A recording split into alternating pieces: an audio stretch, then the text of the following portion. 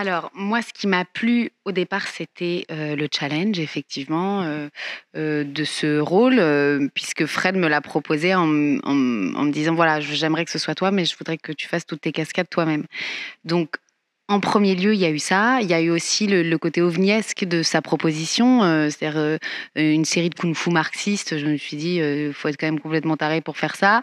Et en même temps, j'adore. Et en même temps, j'ai jamais vu ça en France. Et donc, ce pari-là m'intéresse. Voilà. Et puis, mon personnage en tant que tel, je trouvais très jolie sa trajectoire et comment dire, et la manière dont elle va retrouver l'esprit de corps et servir le collectif.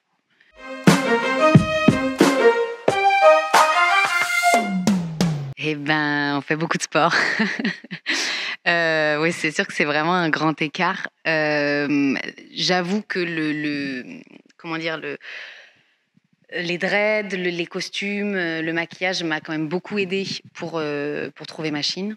Le fait d'avoir fait beaucoup de sport aussi, ça m'a aidé à vraiment revenir dans mon corps, comment dire, à lui trouver aussi son mouvement, son habit, sa démarche et tout ça. Et c'est vrai que je suis passée bien plus comment dire, par le corps avec Machine qu'avec Emma le Prieur, qui est un personnage bien plus psychologique et bien plus dramatique.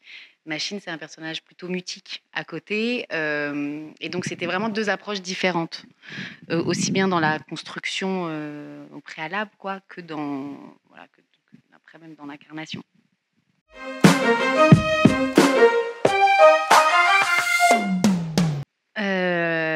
Le matin, c'était à peu près 2 heures pour faire les cheveux, puisqu'il y avait donc une perruque sur demi-tête et j'avais 18 dreads cousus sur l'avant.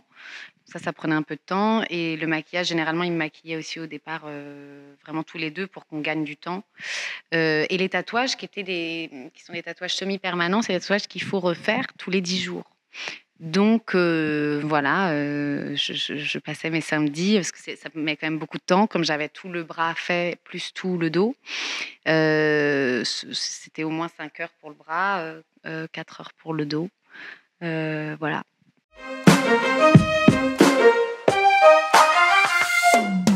Et ben, je m'y suis un peu faite. Limite, ils m'ont manqué après. J'ai eu un petit temps de ah, c'était pas mal. Ouais, c'est un bijou que je me suis mise à porter, quoi.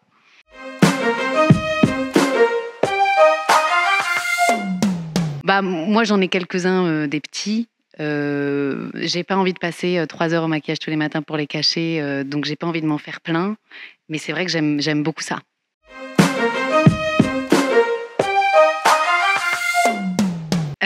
Moi, j'ai commencé donc à me préparer, on va dire 1 an avant. Quand j'ai appris, je me suis dit: «Attends, je vais quand même aller voir un coach de boxe thaï et voir comment mon corps suit», parce que c'était quand même un beau challenge. Donc j'avais fait quelques cours à ce moment-là et puis on a repris vraiment intensément l'entraînement, donc 3 mois avant où j'ai fait, des cours de renforcement musculaire et de boxe thaï, 3 fois par semaine pendant 3 mois.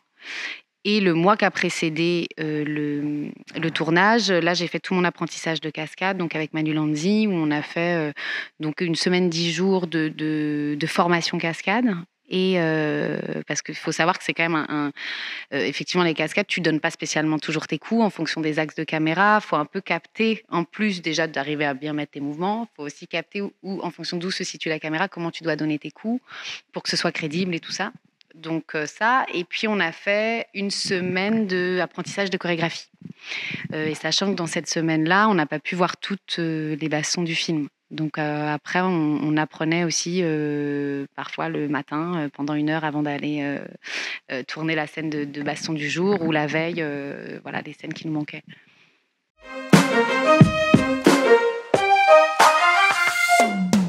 Je sais pas, je dirais, il y a quand même un truc qui m'a marqué sur ce tournage, c'est que j'ai quand même sauté d'un étage, d'un immeuble de 7 étages. Donc ça, c'est sûr que ça restera dans ma tête à vie, parce que c'était pas si facile et que là, pour le coup, après coup, je me suis dit, je suis complètement tarée, quoi. Je suis complètement folle d'avoir osé faire ça. Et je me remercie de l'avoir fait parce que c'était des sensations que tu vis jamais. Et c'était très chouette, mais c'est vrai que ouais, je retiendrai cette scène-là.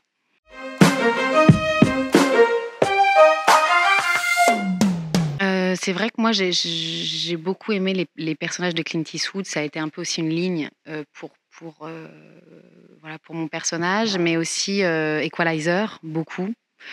Il y avait Atomic Blonde, moi ça m'a moins parlé. C'est vrai qu'Equalizer, c'était plus fort au niveau comment dire, de l'écho qu'il pouvait y avoir entre Machine et le personnage de Denzel dedans.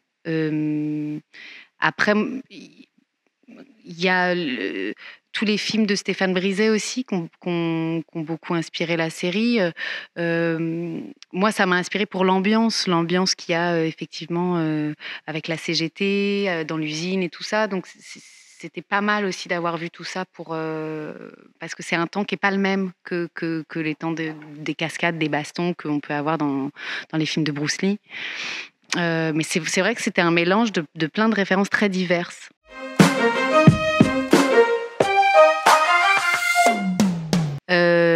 Oui, c'est vrai que c'est limite même un personnage, la musique dans ce film, dans cette série.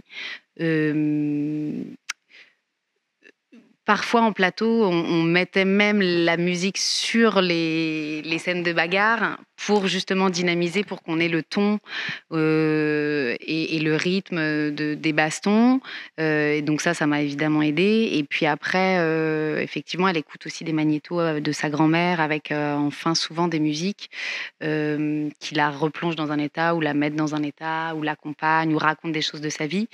Heu je demandais régulièrement, à les avoir dans les oreilles parce qu'effectivement, ça accompagnait des plans, et ça me permettait d'incarner ces musiques quoi, comme un partenaire avec qui je joue parce que quand je suis seule je suis seule quoi.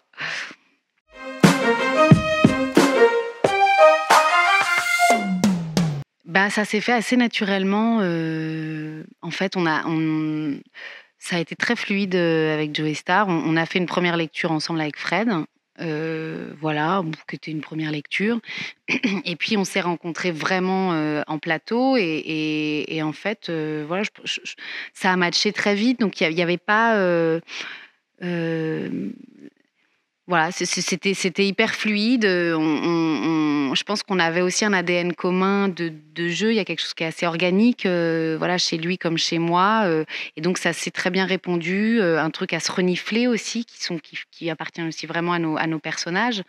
Mais ça s'est fait puis c'était très bien écrit, c'est-à-dire cette rencontre entre ce duo-là, cette rencontre entre ces 2 personnages est tellement bien écrit qu'il y avait pas grand-chose à faire que de suivre ce qui était là, quoi.